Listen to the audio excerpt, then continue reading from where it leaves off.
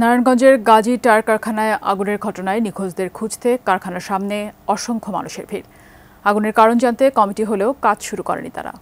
রাশেদুল ইসলামের ক্যামেরায় আরও জানাচ্ছেন স্বপন আহমেদ।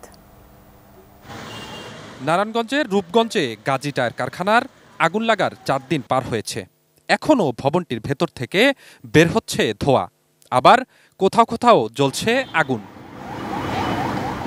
কারখানাটির প্রধান ফটকের সামনে মানুষের ভিড়। নিখোঁজ ব্যক্তিদের জন্য চলছে স্বজনদের আহাজারি। সকালে এখানে আসলাম, পরে আমার আব্বু যে বন্ধু ছিল ওরা বলছে যে ওরা নাকি এখানে ওই নাকি আগুনটা দেখতে আসছে। পরে আমি সকালে আসছি, পরে দেখি এই অবস্থা। বাড়ি লুট করতে আসছে, লুট করে এসে সেখানে মারা গেছেন। সেখানে আত্মীয় স্বজন নিজের বিবেকের ধারণা সম্মানে মানুষ এলাকার একটা তার পরিবেশ নিয়ে তারা চলে, সেই পরিবেশ নিয়ে তারা বলতে পারতেছে না যে আমার বাড়িটা ওখানে, কিন্তু এটুকুই বলে আমার বাড়িটা পাইতেছি না। বিল্ডিং এর ভিতরে যারা ছিল তারা চিল্লাচিল্লি করেছে, চিল্লাচিল্লির শব্দও শোনা গেছে রোডের থেকে, মানুষে শুনছে। 100% কপার কন্ডেন্সারে তৈরি ভিশন ফ্রিজ, তাই গুণে মানে অটুট থাকে বছরের পর বছর। সে আমার বিয়ার খোঁজে, আমার বিয়া যেন আসছিল, মানে এক লোকে লইয়াছে বালুর ট্রাক চালায়।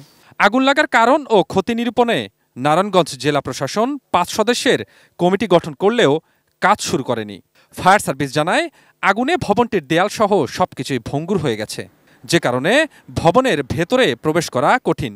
প্রত্যেকটা ফ্লোরে আগুন ছিল, আগুনের যে ভয়াবহতা ছিল, তখন আমরা 34 জনকে যতটুকু সম্ভব আমরা চেষ্টা করে রেস্কিউ করেছি।